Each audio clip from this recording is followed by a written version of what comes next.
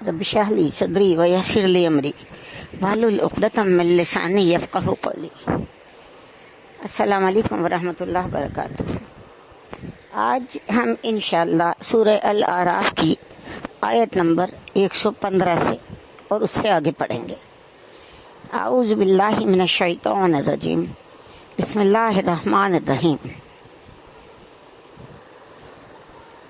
قالوا یا موسیٰ اما ان تلقی و اما ان نکون نحن الملقین۔ جادوگر کہنے لگے، اے موسیٰ، اب پہلے تم ڈالو گے یا ہم ہو جائیں پہلے ڈالنے والے؟ قالوا، انہوں نے کہا، یعنی وہ جو ہم موسیٰ علیہ السلام اور جادوگروں کی بات کر رہے تھے کہ کھلے میدان میں ان کا مقابلہ شروع ہوا تو جب جادوگر آئے تو انہوں نے کہا، اے موسیٰ، اما کا مطلب ہے کیا، ان یہ کہ، تلقیہ یہ جو ہے تلقیہ، یہ دیکھیں یہ فعل ماضی مجہول ہے، تم ڈالنے والوں میں سے ہو گئے، اور اما ہم، ان نکونا کہ ہم ہو جائیں گے، نحنو ہم، ملقین ڈالنے والے، یعنی جادو تم پہلے چلاؤ گے یا ہم پہلے چلائیں؟ حضرت موسیٰ علیہ السلام نے ان کو کیا جواب دیا؟ قالا القو، قالا کا مطلب ہے کہا، القو یہ فعل امر ہے، تم ڈال دو۔ جادوگروں نے اپنے جادو کی ساری چیزیں زمین پر پھینک دی۔ اس سلسلے میں قرآن مجید میں کسی جگہ پر رسیوں کا ذکر آیا ہے اور کسی جگہ پر چھڑیوں کا، یعنی اپنی جادو کی وہ ساری چیزیں زمین پہ پھینک دی جو انہوں نے حضرت موسیٰ علیہ السلام کی عصا کا مقابلہ کرنے کے لیے تیار کی تھی۔ فلما القوا سحروا اعین الناس، پس لما جب، القوا انہوں نے ڈالا، سحروا انہوں نے جادو کر دیا، اعین عین کی جمع ہے آنکھوں پر، ناس لوگوں کی، انہوں نے جادو کے زور سے حاضرین کی نظر بندی کر دی، جس کے نتیجے میں لوگوں کو وہ ساری رسیاں اور چھڑیاں زمین پر سانس اور اژدہوں کی طرح رینگتے ہوئے نظر آنے لگ گئے۔ وَاسْتَرْهَبُوهُمْ وَجَاءُوا بِسِحْرٍ عَظِيمٍ، اور انہوں نے ان ناظرین پر دہشت طاری کر دی اور ظاہر کر دیا بہت بڑا جادو۔ اور استرہبا یعنی دہشت طاری کر دی، ہم ان سب پر، اور جاؤ لے آئے، بے بظاہر سحر عظیم بہت بڑے جادو کی طرح، واقعتاً انہوں نے بھی اپنے فن کا مظاہرہ بھرپور کیا۔ یہاں اس قصے کی کچھ تفصیل جو ہے وہ چھوڑ دی گئی ہے، مگر قرآن حکیم کے بعض مقامات کے مطالعے سے پتہ لگتا ہے کہ حضرت موسیٰ علیہ السلام جادوگروں کے اس مظاہرے کے بعد عارضی طور پر ڈر سے گئے تھے کہ جو معجزہ میرے پاس تو ایک ہی عصا تھا، اسی نوعیت کا مظاہرہ انہوں نے کر کے دکھایا تو فرق کیا رہ گیا؟ تب اللہ نے ان کو فرمایا، اے موسیٰ، ڈرو نہیں، بلکہ تمہارے ہاتھ میں جو عصا ہے اسے زمین پر پھینک دو۔ وَأَوْحَيْنَا إِلَىٰ مُوسَىٰ أَنْ أَلْقِ عَصَاكَ فَإِذَا هِيَ تَلْقَفُ مَا يَأْفِكُونَ، اور ہم نے موسیٰ کو وحی کی کہ ڈال دو، یعنی ڈالو تو صحیح ذرا عصا اپنا، تو دفتن وہ اشدہا بن کے نگلنے لگا ان سب کو جو انہوں نے گھڑا تھا۔ موسیٰ علیہ السلام کا عصا پھینکنا تھا کہ آن میں وہ ساری چھڑیاں اور جو انہوں نے چھڑیاں تھیں یا رسیاں تھیں جو سارے سانپوں کی طرح نظر آ رہے تھے، اس اشدہا نے ان ساروں کو نگل لیا۔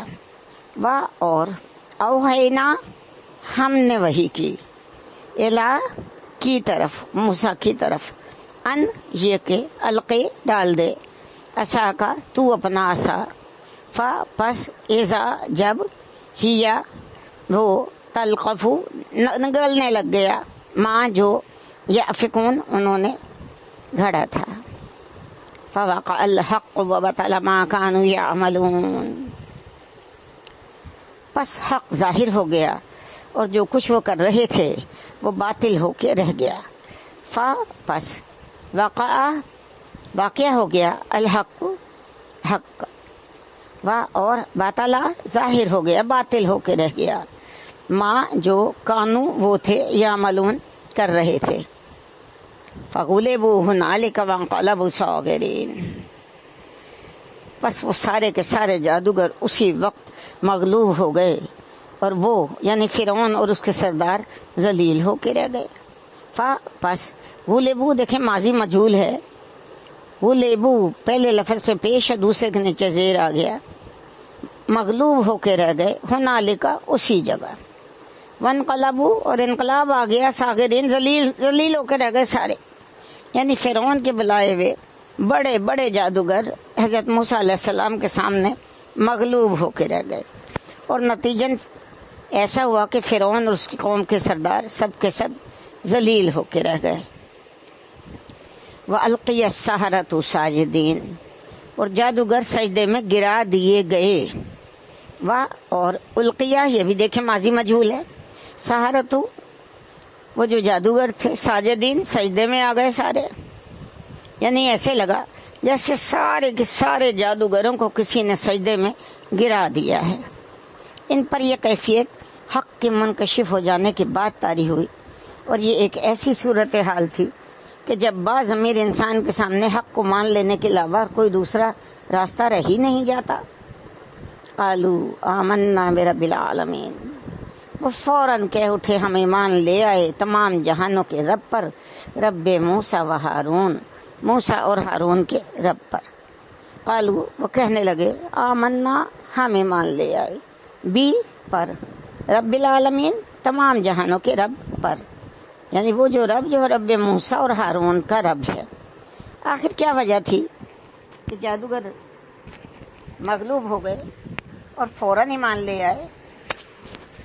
وہ بھی انتہائی پختہ یقین اور استقامت والا ایمان. کہاں تو وہ فرعون سے انعام کی بھیک مانگ رہے تھے اور کہاں اب اسے ہی خاطر میں نہ لاتے ہوئے نتائج سے بے پرواہ ہو کر ڈنکے کی چوٹ پر اپنے ایمان کا اعلان کر رہے ہیں. جادوگروں کی اس رویے کی منطق توجیہ یہ ہے کہ جو شخص کسی فن کا ماہر ہو اور اس سے دوسرے کے فن کے ممکنات کی انتہا اور اس کے حدود اور قیود کا بخوبی علم ہوتا ہے، وہ اپنے فن کے مخصوص میدان میں کسی چیز کی قدر، اہمیت، معیار وغیرہ کو صحیح پہچان سکتا ہے. جادوگر جو اپنے فن کے مجھے ہوئے ماہرین تھے وہ فوراً پہچان گئے کہ ان کے جادو کے مقابلے میں جو کچھ حضرت موسیٰ علیہ السلام نے پیش کیا وہ تو جادو سے الگ ہی کوئی چیز ہے. لہذا جس حقیقت کا ادراک فرعون اور اس کے عمرا نہ کر سکے، وہ بجلی کی ایک چمک کے مانند آنن فانن جادوگروں کے دلوں کے تاریک گوشوں کو روشن کر گئی، اور ان کو ایسا ایمان نصیب ہوا جس کی جرت اور اظہار اور استقامت نے فرعون اور اس کے لاؤ لشکر کو پریشان کر دیا. قال فرعون آمنتم به قبل ان آذن لکم. اب یہ فرعون نے کہا تمہاری یہ جرت، یعنی کہا فرعون نے، کہا فرعون نے آمن تم ایمان لے آئے ہو، یعنی تمہاری اتنی جرت کہ تم ایمان لے آئے. بے ہی اس پر، یعنی ہی کی ضمیر جا رہی ہے اس حضرت موسیٰ علیہ السلام پر. قبل ان اس سے پہلے کہ آذنا میں اجازت دوں تمہیں، لکم تمہیں. پھر فرعون نے ایک اور چال چلی. فرعون نے انہیں یہ کہا ساروں کو ان ھذا لمکر مکرتموہ فی المدینہ، یہ تو تمہاری سوچی سمجھی ایک سازش ہے جو تم سب نے ملی ہے شہر کے اندر مل کر چلی ہے. ان بے شک ھذا یہ لا یقیناً مکرن مکر ہے، مکر تم سب نے مکر کیا ہے ہو اس کے بارے میں، فی المدینہ اس شہر میں. اب فرعون کی جان پہ بن گئی کہ لوگوں پر جادوگروں کی شکست کا کیا اثر پڑے گا، عوام کو کیسے مطمئن کیا جائے گا. لیکن وہ بڑا ذہین اور جینیس شخص تھا، فوراً پینترا بدلا اور بولا ہاں مجھے پتہ لگ گیا ہے کہ یہ موسیٰ بھی تمہارا ہی ساتھی ہے، تمہارا گرو گھنٹال ہے. یہ سب تمہاری آپس کی ملی بھگت کا نتیجہ ہے، اور تم سب نے مل کر ہمارے خلاف ایک سازش کا جال بنا دیا. لتخرجوا منها اهلها فسوف تعلمون، تاکہ تم نکال دو شہر میں سے ان کے باسیوں کو تمہیں ان قریب پتہ لگ جائے گا. لے یہاں ہمیشہ جب لامزر لے آتا ہے شروع میں تو اس کا مطلب ہوتا ہے تاکہ. تخرجو تم نکال دو، منہا یہاں سے، اہلہا اس کے رہنے والوں کو، فا پس، سوفا جلد ہی، تعلمون تم جان جاؤ گے، تمہیں ان قریب پتہ لگ جائے گا. لأقطعن أيديكم وأرجلكم من خلاف ثم لأصلبنكم أجمعين. میں کاٹ ڈالوں گا تمہارے ہاتھ اور پاؤں مخالف سمتوں سے، اور پھر میں تم سب کو سولی چڑھا دوں گا. لا یقیناً، اقطعن کاٹ ڈالوں گا، قطع کر دوں گا، ایدیکم تم سب کے ہاتھ، و اور ارجلکم تم سب کے پاؤں، من خلاف یعنی مخالف سمتوں سے. اگر سیدھی طرف کا ہاتھ ہے تو الٹی طرف کا پاؤں، اگر الٹی طرف کا ہاتھ ہے تو سیدھی طرف کا پاؤں. ثم پھر لأصلبنکم، لا کا مطلب ہے یقیناً، اسلبن تم سب کو سولی چڑھا دی جائے گی، اجمعین ساروں کے ساروں کو. قالوا انا الی ربنا منقلبون، انہوں نے کہا ٹھیک ہے ہمیں تو اپنے رب کی ہی طرف لوٹ کے جانا ہے. قالوا انہوں نے کہا انا بے شک ہم، الا کی طرف، ربنا ہمارے رب کی طرف، منقلبون پلٹ کر جانے والے ہیں. جادوگروں پر انکشاف حق سے حاصل ہونے والی یقین کی پختگی اور گہرائی کا یہ عالم تھا کہ ایک مطلق العنان بادشاہ کی اتنی بڑی دھمکی ان کے پاؤں استقامت میں ذرا سی بھی لرزش پیدا نہ کر سکی. ان کے اس ایک جواب کے ایک ایک لفظ سے ان کے دل کا اطمینان جھلکتا اور چھلکتا محسوس ہو رہا ہے. وما تنقم منا الا ان آمنا بآیات ربنا لما جاءتنا، اور تم ہم سے کس بات کا انتقام لے رہے ہو سوائے اس بات کے کہ ہمیں مان لے آئے اپنے رب کی آیات پر جب وہ ہمارے پاس آ گئیں.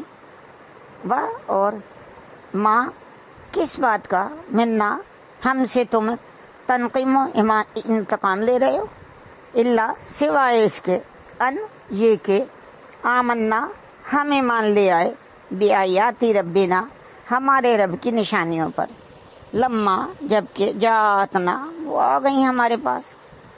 ربنا افرغ علینا صبرا وتوفنا مسلمین، اے ہمارے رب ہم پر صبر انڈیل دے اور ہمیں مارنا یا وفات دینا تو مسلمان کی حیثیت سے ہی دینا.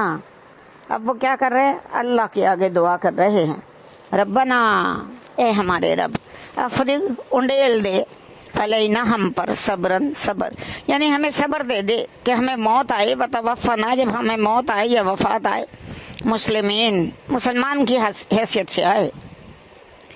یعنی ایمان کے راستے میں جو آزمائش آنے والی ہے اس کی سختیوں کو جھیلتے ہوئے کہیں دامن صبر ہمارے ہاتھوں سے نہ چھوٹ جائے اور ہم کفر میں دوبارہ لوٹ نہ جائیں. یعنی ہم پر کوئی مصیبت آئے، کوئی آزمائش آئے، کوئی سختی آئے تو کہیں ایسا نہ ہو کہ ہم صبر کو اپنے ہاتھوں سے چھوڑ دیں، اور ہم کہیں ایسا نہ ہو کہ مشکلات سے گھبرا کے، آزمائشوں سے گھبرا کے ہم دوبارہ کہیں کفر کی حالت میں نہ لوٹ جائیں. تو وہ اللہ سے دعا کر رہے تھے سارے کے سارے جادوگر، اے اللہ ہمیں صبر اور استقامت عطا فرما، اور اگر ہمیں موت آئے تو تیری اطاعت اور فرما برداری کی حالت میں ہی آئے. اس واقعے کے بعد بھی فرعون عملی طور پر حضرت موسیٰ علیہ السلام کے خلاف کوئی ٹھوس اقدام نہ کر سکا. چنانچہ حضرت موسیٰ علیہ السلام اب بھی شہر میں لوگوں تک اللہ کا پیغام پہنچانے اور بنی اسرائیل کو منظم کرنے میں مصروف رہے. قوم کے نوجوانوں نے آپ کی دعوت پر لبیک کہا اور وہ آپ کے گرد جمع ہونے شروع ہو گئے. آپ کی اس طرح کی سرگرمیوں سے حکومتی عہدیداروں کے اندر بڑی تشویش پیدا ہوئی اور انہوں نے فرعون سے اس بارے میں شکایت کی. اب وہ جو شکایت کی وہ انشاءاللہ ہم آپ کو اگلی نشست میں بتائیں گے. وآخر دعوانا ان الحمد للہ رب العالمین. صدق اللہ العظیم.